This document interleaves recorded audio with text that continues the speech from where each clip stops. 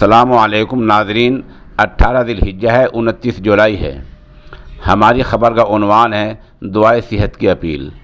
دراصل ام المدارس دارالعلوم دیوبند کے نائب محتمم حضرت مولانا عبدالخالق سنبھلی دامت برکاتہم کی طبیعت بگڑی جا رہی ہے اور ابھی آپ صحت یاب نہیں ہو پا رہے ہیں۔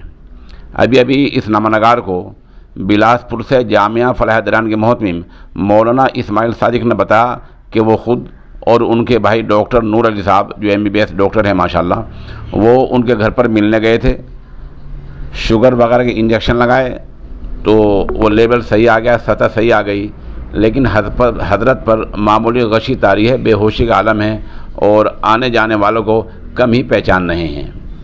اس نامہ نگار نے اب سے تقریباً آدھا گھنٹہ پہلے ان کے بیٹے سے بات کی۔